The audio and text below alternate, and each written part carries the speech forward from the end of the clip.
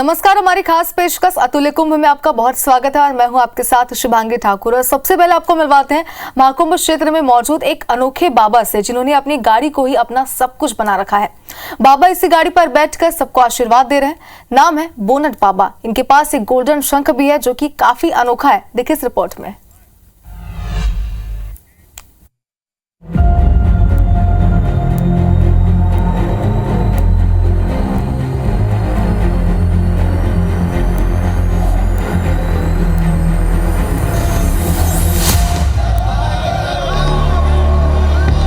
तीर्थराज प्रयागराज के संगम किनारे रेती पर बसे महाकुंभ नगर में महात्माओं साधु संतों का अलग अलग रंग रूप देखने को मिल रहा है। कहीं रबड़ी वाले बाबा लोगों को प्रसाद के रूप में रबड़ी दे रहे हैं, तो कहीं बाबा कांटों की शैया पर लेटे हैं। इन्हीं अलग अलग रंग रूपों में दिखने वाले बाबाओं में एक बाबा है जो लोगों के बीच आकर्षण का केंद्र बन रहे हैं। इन्हें लोग गोल्डन शंख वाले बाबा या फिर बोनट बाबा के नाम से जानते हैं।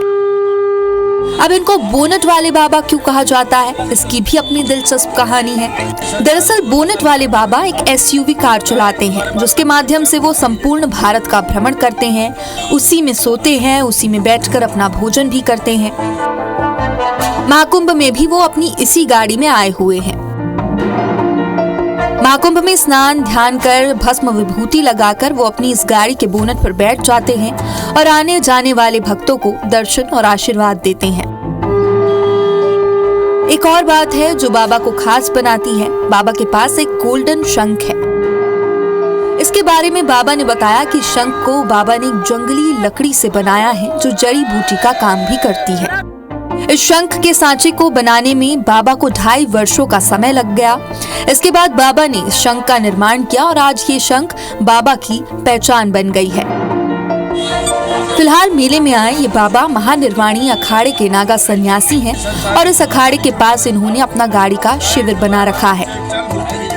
महाराज जी, ये शंख जो आपने बनाई है, ये आपने स्वयं निर्मित किया है इसको? जी, इसकी डाई बनाने में 2.5 साल का वक्त लगता है। डाई समझ जी, एक सांचा होता है, हाँ, उसको बनाने 2.5 साल की मेहनत होता है। और ये शंख आपके लिए लकड़ी, लेकिन हमारे लिए जड़ी बूटी जो जंगल प्राप्त करना पड़ता है, जिसमें धातु होता है। महाराज जी, आपने अपना दरबार इस गाड़ी के बोनट पे बना रखा है। चाबी भी बोनट वाले बाबा, गाड़ी हमारी, चाबी आपने गले में टांग रखी है। गाड़ी हमारी तो चाबी भी हमारी होगी। तो महाराज जी बोनट पे क्यों विराजमान है? ये भारत बल्कि 4 धाम, जो भारत के 4 धाम है। एक उत्तराखंड में भी 4 धाम है, बद्री केदार गंगोत्री यमुनोत्री, लेकिन वो नहीं, जो भारत के 4 धाम है। ये 4 धाम 12 ज्योतिर्लिंग, ये सबके नाम सुने होंगे आपने, और 556 शंभुलिंग के लिए गाड़ी घूमती है भारत भर में। एक चौथी गाड़ी है। मैं इसी में सोता हूँ, इसी में मेरा आराम होता है, यही मेरा भोजन पानी होता है। हमारा श्री पंचायत खड़ा महानिर्वाणी बाजू का खड़ा है। हम श्री पंचायत खड़ा महानिर्वाणी से साधु नागा सन्यासी। संदीप तिवारी, IVC 24, प्रयागराज। और महाकुंभ क्षेत्र में शंकराचार्य स्वामी अविमुक्तेश्वरानंद सरस्वती जी भी मौजूद हैं। IBC 24 से उन्हें खास बातचीत की। बातचीत के दौरान परम धर्म, संसद, धार्मिक प्रदूषण, गौरक्षा, मंदिरों पर सरकार के आधिपत्य समेत कई अहम विषयों पर चर्चा की। आइए आपको सुनाते हैं।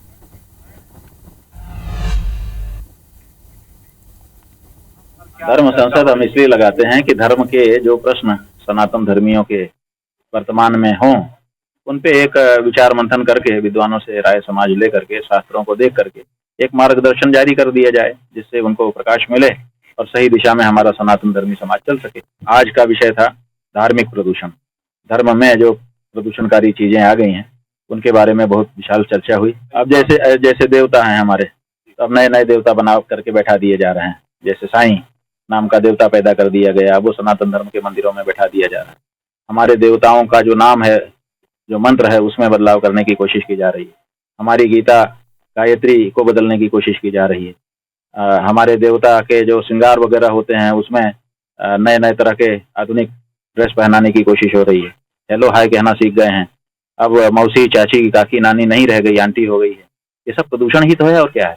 पत्नी नहीं रही, अब वाइफ हो गई है। तो ये सब जो प्रदूषण फैल रहा है, इन सब के बारे में विस्तार से विचार विमर्श हुआ है और एक मार्गदर्शन देने का प्रयास किया गया। धर्म में राजनीति या राजनीति में धर्म होना चाहिए। असल में जब कोई घोड़े को या बैल को अपने अनुसार चलाना चाहता है तो वो सोचता है कि इसका कौन सा ऐसा अंग है जिस अंग में हम नकेल वो माने रस्सी बांध दें और खींचे तो खींच जाए। तो उसी तरह से जब ये देखा जाता है कि कौन सी ऐसी चीज है जिसमें हम बांध देंगे रस्सी को तो ये आदमी खींच ही जाएगा, तो जो राजनीतिज्ञ हैं उन्होंने अध्ययन किया होगा, तो उन्होंने देखा कि भारत के लोग धर्म से सबसे ज्यादा बंधे हुए हैं। अगर धार्मिक मामला ले लिया जाए तो ये खींच जाएंगे हमारी ओर। महाराज जी, कई मंदिर हैं, अपने विराट मंदिर हैं, बड़े मंदिर हैं, जिससे सरकार का कहीं ना कहीं हस्तक्षेप या आधिपत्य कह सकते हैं। ये क्या इस तरीके की चीजें होनी चाहिए या आप इसके विषय में क्या कहेंगे? सरकार जो है धार्मिक हो जाए, शपथ ले ले कि हम धर्मशास्त्र के अनुरूप सरकार चलाएंगे, हमें कोई आपत्ति नहीं। हमारे पास जो है हम भी वो भी सौंप देंगे, हमारी झंझट बच जाएगी। लेकिन सरकार कहेगी कि हम तो धर्मनिरपेक्ष हैं लेकिन धार्मिक परिसर का संचालन करेंगे, ये कैसे बनेगा? मोदी जी का जो 75 वाला जो उन्होंने किया है वो समाप्त होने वाला है 17 सितंबर को। मोदी जी कोई परिवार नहीं है, कोई पत्नी बच्चा नहीं है, ये व्यक्ति तो फकीर है, झोला उठा करके आया है, कुछ संग्रह नहीं है, इसी आधार पर तो प्रधानमंत्री बने हैं। तो इसलिए उनके लिए बहुत महत्वपूर्ण मुद्दा हो जाएगा ये कि ये व्यक्ति हम लोग नहीं समझ पाए तो लोग है। हाँ, इसलिए उनके मामले में जब विचार होगा ना, संदर्भ देखा जाता है। कोई भी दूसरा नेता होता तो शायद इतना ना होता, लेकिन मोदी जी उन्होंने सदा से अपने आप को त्यागी तपस्वी दिखाया है। तो जो त्यागी है, तपस्वी है, सिद्धांत का प्रिय व्यक्ति है, ऐसा जिसने अपने आप को निरूपित कर रखा है, वो अगर सिद्धांत को नहीं मानेगा तो उसके बारे में अलग तरह की चर्चा होगी। तो देखिए, कई प्रमुख मुद्दों पर उन्होंने IBC 24 से बातचीत की और प्रयागराज में हो रहे महाकुंभ आस्था का सबसे बड़ा संगम है। इस महाकुंभ के मेले में श्रद्धा के अनोखे रंग देखने को मिल रहे हैं। महाकुंभ में लाखों करोड़ों की संख्या में भक्त आ रहे हैं। तो कुंभ क्षेत्र में एक ऐसी रसोई है जहां महाप्रसाद बनता है। ये रसोई देखने में किसी फैक्ट्री से कम नहीं लगती। देखिए स्टार जन की हमारी खास रिपोर्ट।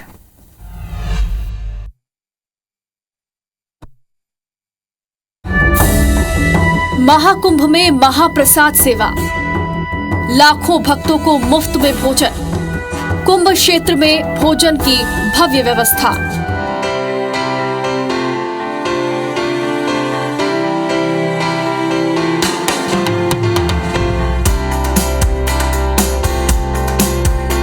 महाकुंभ में आस्था का मेला लगा हुआ है। 45 दिनों में 45 करोड़ लोगों के आने की संभावना है और अब तक लगभग 10 करोड़ श्रद्धालु महाकुंभ आ भी चुके हैं। लेकिन एक बात है जो इस महाकुंभ को दिव्य बनाती है। वाकई यहाँ देवी देवताओं का वास है जो कुंभ में आने वाले किसी भी भक्त को कोई समस्या नहीं होने देता।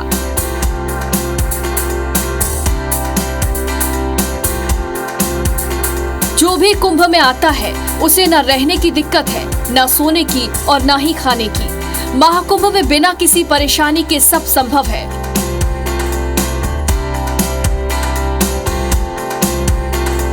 तो इसी बीच महाकुंभ क्षेत्र में इस्कॉन मंदिर और अडानी ग्रुप मिलकर महाप्रसाद सेवा चला रहा है, जो लाखों लोगों के लिए भोजन की व्यवस्था कर रहा है।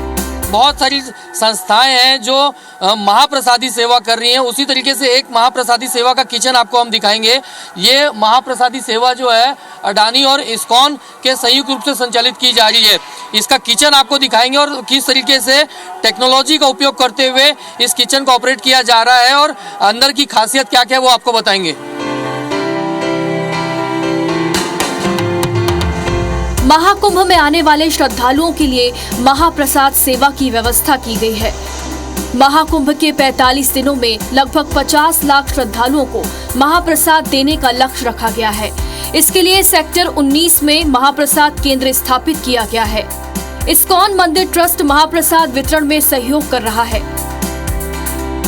महाप्रसाद वितरण के लिए कुल 3 किचन तैयार किए गए हैं, जिसमें एक मेला क्षेत्र में है और 2 शहर में। वहीं इस महाप्रसाद के वितरण के लिए 70 वितरण केंद्र बनाए गए हैं, जिनमें से 30 मेला क्षेत्र में हैं और 40 शहर में हैं। महाप्रसाद वितरण के लिए कुल 200 से 250 सेवादार एक साथ काम कर रहे हैं। अडानी और इस्कॉन ग्रुप के सहयोग से इस तरीके के 3 किचन ऑपरेट किए जा रहे हैं, जिसमें ये बड़ा किचन है जो मेला क्षेत्र में है। इसके अलावा 2 और किचन शहरों में है। और जहाँ तक डिस्ट्रीब्यूशन की बात करें तो कुल फूड डिस्ट्रीब्यूशन के लिए 70 सेंटर्स यानी 70 केंद्र बनाए गए हैं, जिसमें 30 केंद्र जो हैं मेला परिसर में हैं, जो अलग अलग क्षेत्रों में जाकर जो कल्पवासी रह रहे हैं, श्रद्धालु रहते हैं, उनको भंडारा में महाप्रसादी वितरण करते हैं। इसके अलावा 40 सेंटर्स जो हैं वो शहरों में हैं, जहां पर ले जाकर महाप्रसादी वितरण किया जाता है। और ये समझा जा सकता है कि जब 80,000 से ज़्यादा संख्या में श्रद्धालुओं के लिए एक टाइम का खाना बनता है तो किस तरीके का मैकेनिज्म का उपयोग किया जाता है। तो वहीं इस महाप्रसाद को तैयार करने के लिए हाईटेक किचन का उपयोग किया जा रहा है। ये किचन पूरी तरह से आधुनिक है। इसमें क्रेन का इस्तेमाल किया जा रहा है, जिसमें बड़ी बड़ी गंजियों को उठाया जाता है। इसके अलावा रेल ट्रैक भी बिछाए गए हैं, जिसके जरिए खाना बनने के बाद गंजियों को प्रसाद वितरण केंद्र तक ले जाया जाता है। ये पूरी व्यवस्था बिल्कुल हाईटेक है। इतनी बड़ी संख्या में जब भोजन बनता है तो क्वांटिटी भी ज़्यादा होती है। और ये रेल ट्रैक का उपयोग क्या किया जा रहा है, ये आप देख रहे हैं क्रेन है। इस क्रेन का ऑपरेट किया जाता है इस रेल ट्रैक के ज़रिए यहाँ। और जो बड़ी बड़ी गंजियों में खाना बनता है या पानी गर्म करते हैं तो उनको क्रेन के ज़रिए इस ट्रैक पे जो ट्रैक पे बनाया गया है लोडिंग अनलोडिंग के लिए, उस पे रखा जाता है। ये तस्वीरों में आप देख सकते हैं पूरा एक डेडिकेटेड टीम है जो क्रेन को ऑपरेट करती है। आमतौर पर ये क्रेन इस तरीके की फैक्ट्रियों में इस्तेमाल होती है। ये इसके अलावा आप देखेंगे कि ये ट्रैक के ज़रिए ही ये पूरा डिस्ट्रीब्यूशन होता है। एक जगह से दूसरी जगह ले जाने का काम इस ट्रैक के ज़रिए ही किया जाता है। यहाँ ट्रैक का उपयोग हमने आपको दिखाया, अब आपको दिखाते हैं। देखिए ये जो आप देख रहे हैं यहाँ पर इस तरीके के बड़े बड़े चूल्हे बने हुए हैं। इसी तरीके से बड़े बड़े यहाँ पे चूल्हे लगे हुए हैं जहाँ पे गर्म होते हैं। और ये जो बॉयलर्स देख रहे हैं, दरअसल ये बॉयलर्स हैं। यहाँ पर पानियों को गर्म किया जाता है और उसके बाद सब्जियों को धोने के लिए या फिर जो खाने की सामग्री बनती है उसमें इस्तेमाल किया जाता है। और पानी को बाकायदा आप देखेंगे पाइप लगा हुआ है, इनलेट पाइप के ज़रिए यहाँ जो सब्जी बनती है, खाद्य सामग्री बनती है, उसमें इसको मिलाया जाता है। तो ये आधुनिकता को दर्शाता है। गंजियों में हज़ारों श्रद्धालुओं के लिए रोज़ाना खाना बनता है और अलग अलग सेक्शन डिवाइड किया गया है। यहाँ पे मीठा बनता है, यहाँ पर नमकीन बनती है, दाल सब्जियाँ, हर चीज़ों के लिए एक अलग अलग सेक्शन दिया गया है यहाँ पर। आप बात इतनी बड़ी मात्रा में रोटी बनाने की करें तो महाप्रसाद के किचन में रोटी बनाने के लिए भी मशीनें लगी हुई हैं। ये मशीन 1 घंटे में 7,000 रोटियां तैयार कर रही है। यहाँ पर मतलब मशीन के जरिए रोटी बन रही है और जिसमें मैन पावर भी लगा हुआ है, लेकिन काम जो है स्मूथली हो गया है और फास्ट हो रहा है। बाकायदा यहाँ पर आटे की लोई काटी जाती है, उसमें पॉलीथिन लगाकर मशीन में डाल दिया जाता है और उसके बाद आप यहाँ पर देखेंगे इस तरीके से जो बेल्ट लगा हुआ है, ये बेल्ट लगा हुआ है, बेल्ट पे से रोटियाँ सीखते हुए आती है और यहाँ से फिर रोटियाँ जो है बाहर निकल जाती है। और इसकी आपकी खासियत बता दूँ, यहाँ पर आप देखेंगे तो एक बार में 1 घंटे में ये करीब 7,000 रोटियां बनती है इस मशीन से। और निश्चित तौर पर जब 80,000 से ज़्यादा लोगों के श्रद्धालुओं के लिए एक टाइम भोजन बनता है तो ये रोटियां बनाना बहुत आसान हो जाता है इस मशीन से।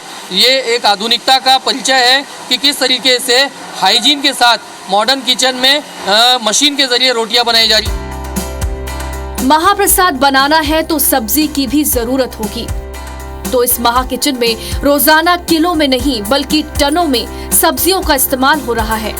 क्वांटिटी देख सकते हैं कि टनों में सब्जियां बुलाई जाती है और रोज़ाना फ्रेश सब्जियां रहती है और इनका इस्तेमाल यहाँ पर जो पकवान बनते हैं किचन में उनके लिए किया जाता है और महाप्रसादी के लिए इन सब्जियों का उपयोग किया जाता है। बाकायदा इसकी एक टीम रहती है जो इन सब्जियों को छीलती है, धोती है। बॉयलर जो रहते हैं गरम गरम पानी उससे होते हैं, उनसे इन सब्जियों को पहले धोया जाता है और उसके बाद फिर सब्जियाँ या दाल या पकवान में इस्तेमाल किया जाता है। यहाँ प्रयागराज से IBC 24 के लिए स्टार जैन की रिपोर्ट। महाकुंभ प्रयागराज में जहां देश विदेश से श्रद्धालु स्नान करने पहुंच रहे हैं, वहीं हर प्रदेश के टूरिज्म डिपार्टमेंट वाले भी अपने प्रदेश की विशेषताएं बताने के लिए अपना अपना कैंप लगा रहे हैं।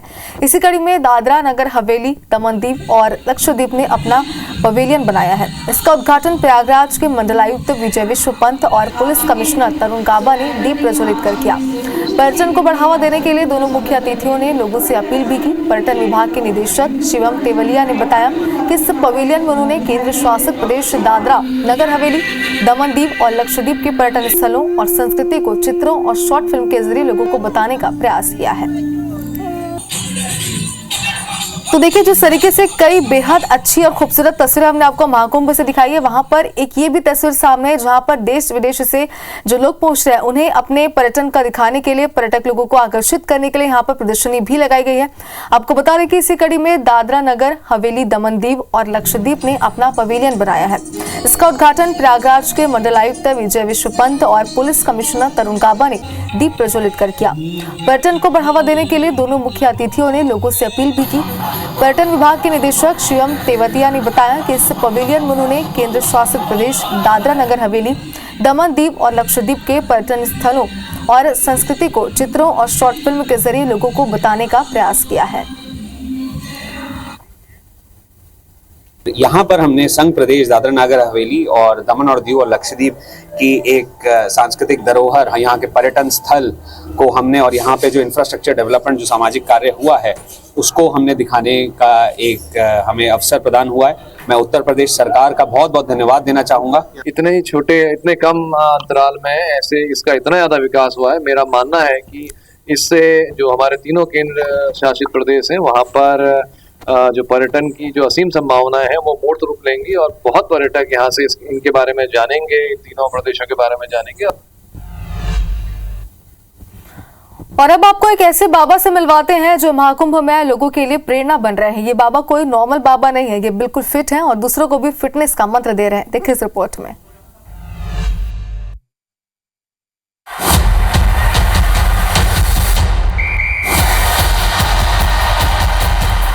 महाकुंभ में एक से बढ़कर एक संतों का जमावड़ा है। कोई कांटों पर लेट रहा है तो कोई बाबा हैं जो सालों से बैठे ही नहीं। वहीं इन सब के बीच एक बाबा हैं जो महाकुंभ आने वालों के लिए मोटिवेशन साबित हो रहे हैं। ये बाबा महाकुंभ में आने वालों को हेल्थ के लिए मोटिवेशन दे रहे हैं। महाकुंभ पहुंचे इन बाबा का नाम है पहलवान बाबा, जो मानसिक और शारीरिक स्वास्थ्य के लिए युवाओं को जागरूक कर रहे हैं।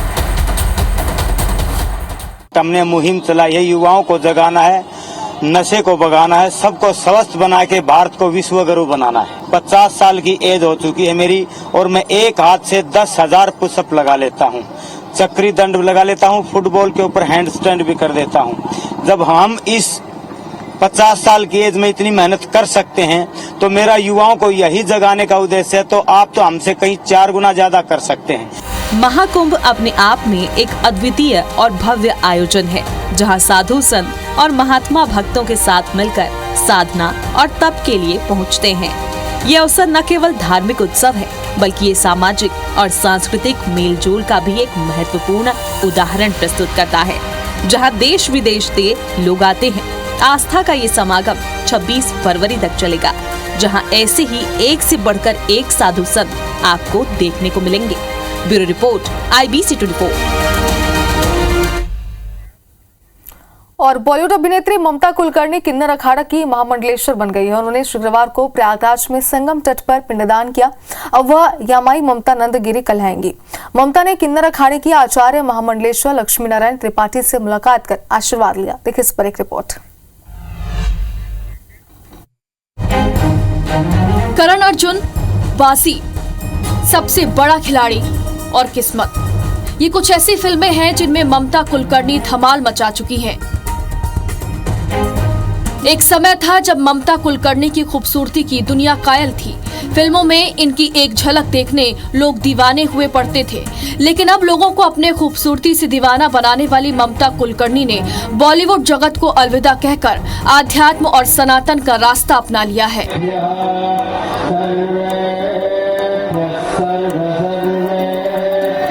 बॉलीवुड की मशहूर अभिनेत्री ममता कुलकर्णी ने शुक्रवार को आध्यात्मिकता की राह पर एक नया अध्याय शुरू किया।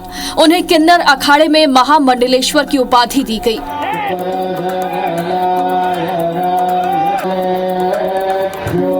संगम में स्नान और वैदिक मंत्रोच्चार के बीच उनका पटाभिषेक किया गया। अब वे आधिकारिक रूप से निमाई ममता नंदगिरी के नाम से जानी जाएंगी। महाकुंभ क्षेत्र में पटाभिषेक के बाद आचार्य महामंडलेश्वर लक्ष्मी नारायण त्रिपाठी ने इस बात की पुष्टि की।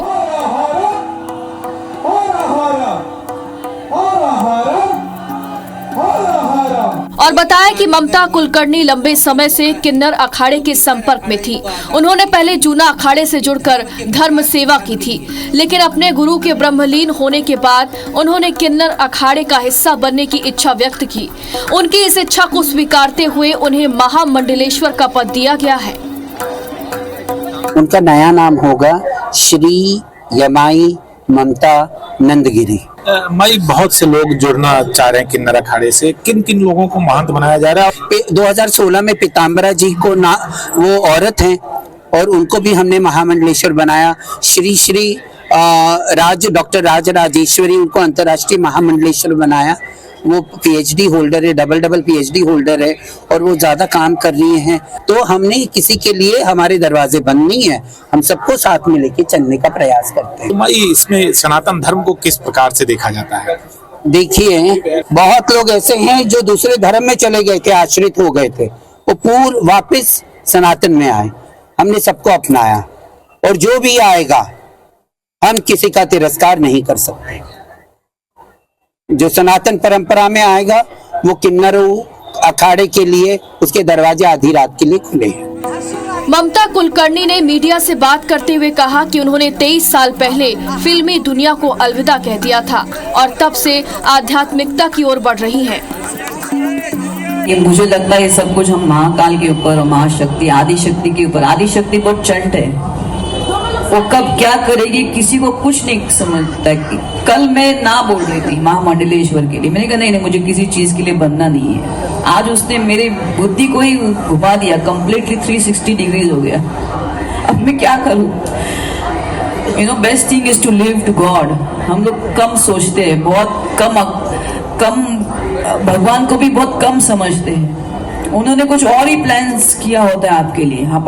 कसम से भगवान आपके लिए बेस्ट सोचते हैं।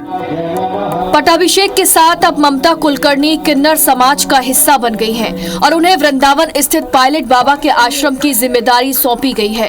इसके साथ ही वे पूरे देश में सनातन धर्म के प्रचार प्रसार का काम करेंगी। पवित्र अनुष्ठान में ममता कुलकर्णी ने संगम में स्नान के बाद संन्यास की दीक्षा ले ली। अपने पिछले जीवन को पूरी तरह त्यागने का संकल्प भी दिलाया गया। अब वे किन्नर अखाड़े के साथ मिलकर आध्यात्म और सनातन धर्म के प्रसार में अपना योगदान देंगी। प्रयागराज से IBC 24 के लिए संदीप तिवारी की रिपोर्ट।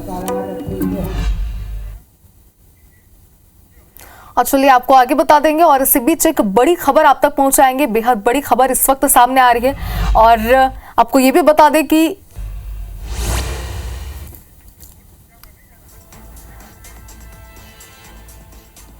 तो देखिए, ममता कुलकर्णी के अखाड़ा प्रवेश को लेकर विवाद होता जा रहा है। शुक्रवार को किन्नर अखाड़ा में उन्होंने प्रवेश किया, लेकिन इसके बाद विवाद की स्थिति भी यहां पर देखी जा रही है। प्रवेश के बाद लगातार कई ऐसी प्रतिक्रियाएं भी सामने आ रही है।